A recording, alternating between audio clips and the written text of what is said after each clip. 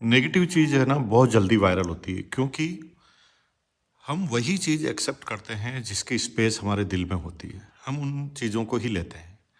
एक छोटा सा एग्जांपल देता हूँ, आपको समझ में आएगा। इंसान की जो फितरत है ना वो थोड़ी जलन वाली होती है, और वो जिन चीज़ों में खुद सक्सेस नहीं होता ना उसे लगता है कि दुनिया उसमें सक्सेस नहीं हो सकती, और वो इस चीज़ों को ज़िंदगी भर एक्सेप्ट नहीं करता कि कोई सक्सेस हुआ है। उसे लगता है कि मैं नहीं हुआ तो कोई भी सक्सेस नहीं हुआ, और वो पॉजिटिव बात सुनना ही नहीं चाहता। लेकिन जब इसी बीच में कोई नेगेटिव व्यक्ति ये आके बताता है कि आप एकदम सही कह रहे थे, कोई सक्सेस नहीं हो सकता, ये देखो सबूत, तो ये एक स्पेस हमारे अंदर पहले बनी रहती है और हम तुरंत नेगेटिव चीज़ों को वायरल कर देते हैं। रवि शर्मा जी के केस में आपको सब पता है।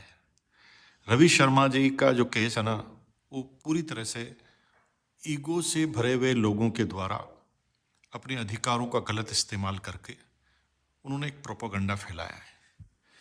मैं पर्टिकुलर किसी व्यक्ति की बात नहीं करना चाहता। मैं सिर्फ इतना सा कहना चाहता हूं कि किसी भी चीज़ की बिना जांच पड़ताल किए कोई भी आदमी कितना बड़ा झूठ बोल सकता है।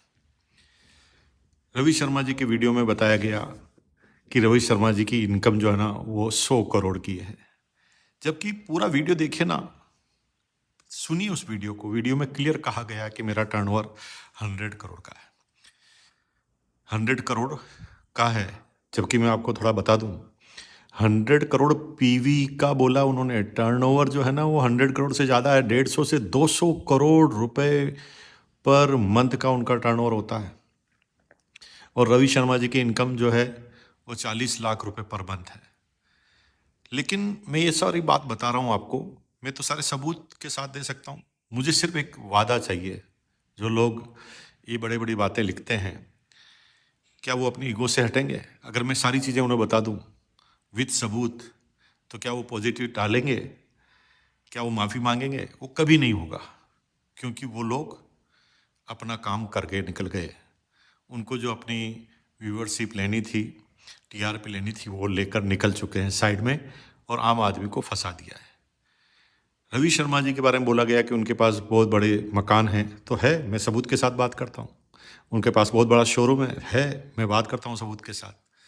उनके पास कई गाड़ियां हैं, बिल्कुल है, वो महंगी गाड़ियां पहनते हैं, 100% पहनते हैं। लेकिन उसकी बातों को कहाँ से कहाँ घुमा दिया वो व्यक्ति। वो जो कंपनियां, जो मनी सर्कुलेशन की कंपनियां होती है, जो पूरा मनी सर्कुलेट करती है इधर से उधर, उनके साथ आरसीएम की तुलना। अरे भाई, आरसीएम के कहाँ तुलना करने बैठ गए? देखिए, किसी चीज़ को जानना अलग चीज़ होती है और पहचानना अलग चीज़ होती है। जानते तो आप अमिताभ बच्चन को भी हैं, लेकिन उस अमिताभ बच्चन के मकान में कितने रूम हैं आपको पता है? इसका मतलब आप केवल ऊपरी जानकारी रखते हैं। आरसीएम वो डायरेक्ट सेलिंग कंपनी है जो स्वदेशी प्रोडक्ट पर काम करती है, और स्वदेशी के साथ साथ एक आम आदमी अफोर्डेबल प्राइस में उस प्रोडक्ट को खरीदता है। क्या कभी आपने सुना है कि डायरेक्ट सेलिंग के इतिहास में 9-10 रुपए का नाने का साबुन आया है? पूरी पृथ्वी पर एक कंपनी होना तो मेरे से बात कीजिए आप, मैं सबूत के साथ बात करता हूँ। क्या कभी आपने सुना है कि डायरेक्ट सेलिंग की कोई कंपनी 20-25 रुपए किलो का नमक लेकर आई हो? पूरी वर्ल्ड में, पूरी दुनिया में एक भी डायरेक्ट सेलिंग कंपनी है तो बताइए। अरे थोड़ा समझो मेरे भाई।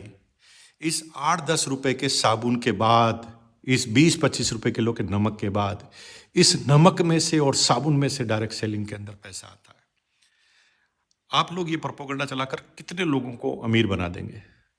अरे भाई, डायरेक्ट सेलिंग एक ऐसा माध्यम है जिसमें आम आदमी का जीवन बन सकता है। और क्योंकि आप बाहरी चीज़ों से, जो लोग फेलियर हैं उनसे अब बात करते हैं, आइए ना सक्सेसफुल लोगों से बात करते हैं।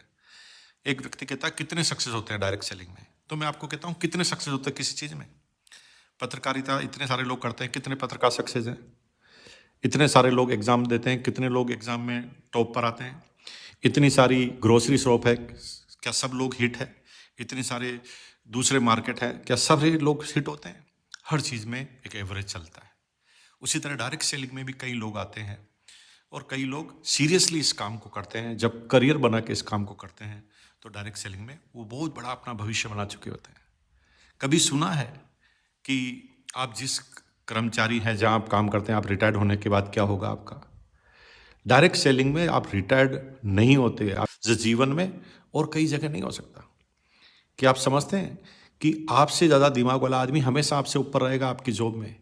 लेकिन डायरेक्ट सेलिंग ऐसा काम है जिसके अंदर आप चालू करते हैं ना, तो आपसे ज़्यादा दिमाग वाले आदमी आपके डाउनलाइन में आ सकते हैं। डायरेक्ट सेलिंग वो एक सी संरचना है पृथ्वी की जो सबसे पवित्र है। आज इतने झगड़े, दंगे, फसाद, हिंदू मुसलमान, अरे डायरेक्ट सेलिंग में कोई हिंदू मुसलमान होता ही नहीं है। हिंदू की डाउनलाइन मुसलमान में हो सकती है और मुसलमान की डाउनलाइन हिंदू भी हो सकती है। हजारों एग्जाम्पल है। अगर आज की तारीख में हिंदुस्तान की किसी भी समस्या का इलाज है ना, डायरेक्ट सेलिंग है। अगर रोजगार की बात करते हैं तो रोजगार कहाँ है, किस सरकार के पास रोजगार है? डायरेक्ट सेलिंग ऐसा माध्यम है जिसमें काम आदमी रोजगार ले सकता है बिना किसी इन्वेस्टमेंट के। लेकिन लोगों को पता नहीं है। वो सिंपल सी तुलना कर लेते हैं उन मनी सर्कुलेशन वाली कंपनियों में जो लोग उससे पैसा लेते हैं और पैसा लेकर उसे डबल करने का वादा करते हैं। आरसीएम में एक भी व्यक्ति से कोई 1 रुपया कभी लिया गया है तो बताओ? आरसीएम में हर व्यक्ति अपने सामान का पेमेंट देता है। और मैंने बताया नमक और साबुन के एग्जाम्पल में, डायरेक्ट सेलिंग की ऐसी कोई कंपनी नहीं है जो आरसीएम के मुताबिक आरसीएम जैसे प्रोडक्ट अवेलेबल करा पाए। मैं यहाँ पर आरसीएम की तारीफ नहीं कर रहा हूँ। डायरेक्ट सेलिंग, बहुत सारी कंपनियां भी डायरेक्ट सेलिंग की है, लेकिन वो भी अच्छा अपना काम कर रही है। अपने अपने तरह के कस्टमर हैं। और मैं सैकड़ों कंपनियों के लीडरों से मिला हूँ जिन्होंने डायरेक्ट सेलिंग में काम कर कर अपने अच्छे मुकाम को हासिल किया है, अच्छे टॉप के मुकाम को हासिल किया है, जीवन को अद्भुत तरह से संचित किया है और एग्जाम्पल लिया जाता है।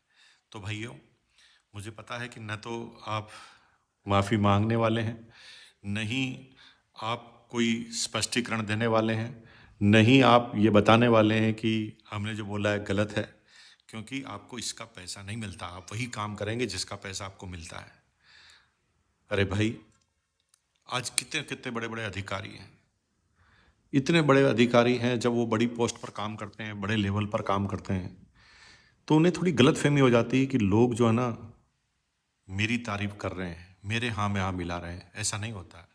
रिटायरमेंट होने के बाद वही अधिकारी है ना चिड़चिड़ा जाते हैं, क्योंकि वो भूल जाते हैं कि ये सम्मान आपके पद का है, ये सम्मान आपका नहीं है। और मैं आपसे सिर्फ ये कहना चाहूँगा कि रवि शर्मा जी के बारे में जो भी बातें बताई गई है वो पूरी तरह से फ्रॉड है, पूरी तरह से गलत है। मैं खंडित करता हूँ। अगर आप मुझे लिखित में देते हैं कि हम माफ़ी मांगेंगे तो मैं एक एक चीज़ का सबूत देता हूँ। आइए मेरे पास, with paper, with return, GST का पोर्टल, आपका बैंक अकाउंट स्टेटमेंट, हर चीज़ देता हूँ मैं आपको। लेकिन आप ऐसा करेंगे नहीं, क्योंकि आपको इसका पैसा मिलेगा नहीं।